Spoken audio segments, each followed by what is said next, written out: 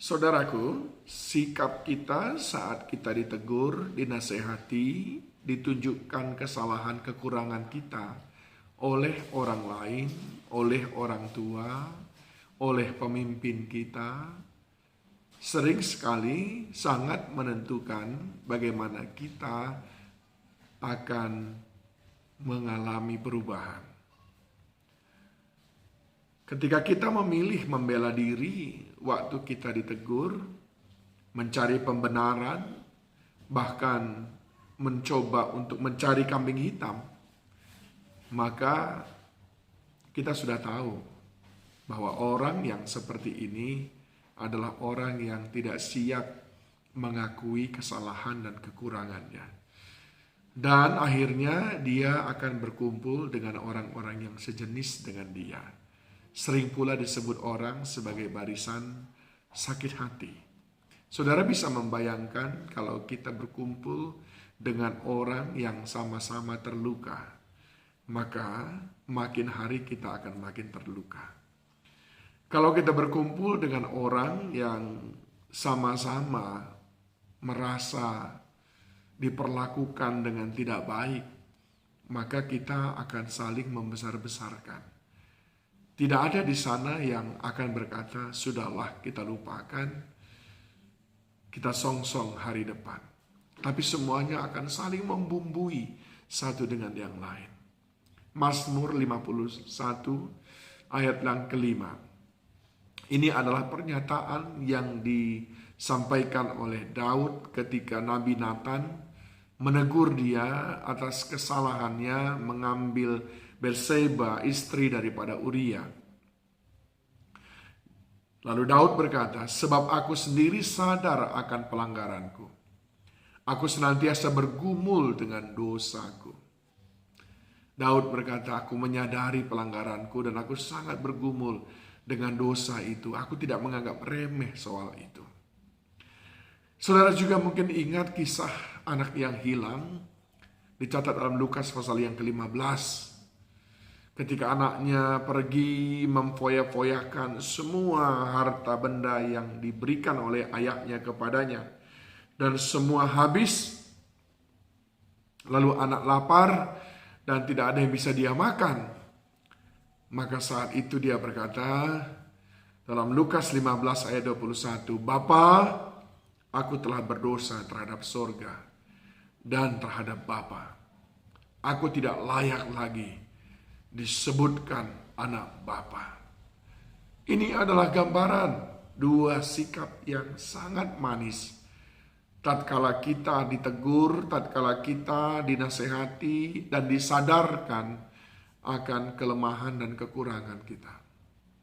Nah, kisah yang lain yang juga cukup menarik adalah kisah tentang Nabi Yunus, saudaraku.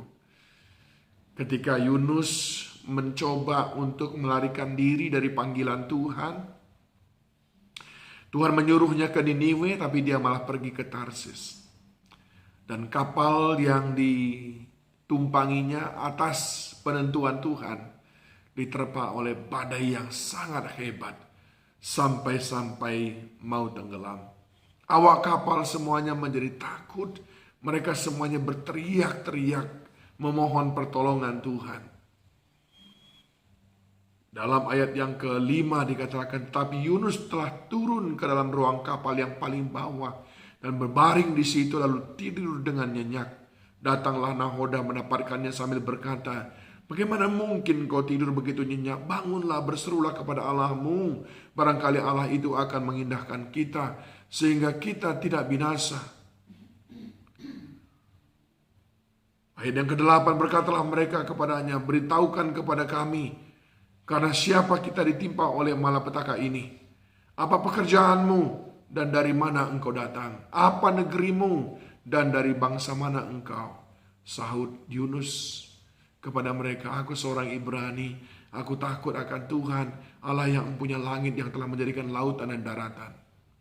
Akhirnya orang-orang itu menjadi takut, saudaraku. Lalu ayat yang ke-11 bertanyalah mereka, akan kami apakan engkau supaya laut menjadi redah dan tidak menyerang kami lagi, sebab laut semakin bergelora. Yunus berkata, angkatlah aku, campakkanlah aku ke dalam laut, maka laut akan menjadi reda dan tidak menyerang kamu lagi. Sebab aku tahu bahwa karena akulah badai besar ini menyerang kamu.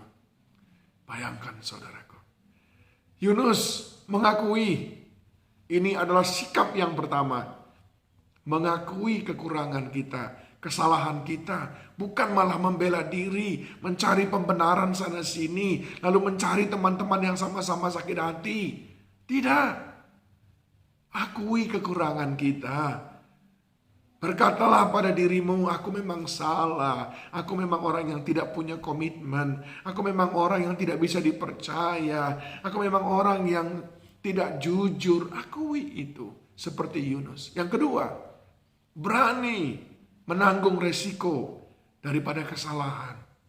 Yunus berkata, silakan lemparkan aku, karena tidak pantas gara-gara aku kalian menanggung akibat daripada perbuatanku. Berani menanggung resiko, rela menanggung resiko, konsekuensi daripada kesalahan kita. Itu yang dikehendaki saudaraku. Semakin saudara berbelat-belit di hadapan Tuhan, maka semakin lama Tuhan akan memulihkan keadaan kita.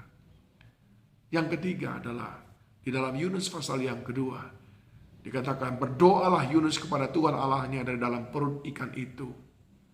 Dalam kesusahanku aku berseru kepada Tuhan dan Dia menjawab aku. Yang ketiga, datang kepada Tuhan saudaraku. Berdoa kepada Tuhan. Mohon supaya Dia melepaskanmu dari segala kesalahan, dari segala pelanggaran itu. Dan melepaskanmu dari konsekuensi-konsekuensi kalau engkau mendapatkan perkenanan daripadanya.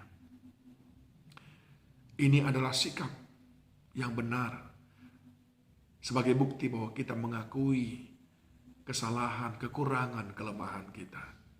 Yang pertama, akuilah. Yang kedua, terimalah konsekuensinya. Dan yang ketiga, mohonkan pertolongan Tuhan supaya kita tidak jatuh kepada lubang yang sama dan supaya Tuhan segera melepaskan kita. Maka engkau akan dipakai lagi seperti Yunus, kembali dipakai oleh Tuhan atas penentuan Tuhan. Maka berfirmanlah Tuhan kepada ikan itu dan ikan itu pun memuntahkan Yunus ke darat. Kiranya kita menjadi orang-orang yang rendah hati, mengakui kesalahan, kekurangan, kelemahan kita, bukan mencari pembelaan. Tuhan Yesus menolong kita.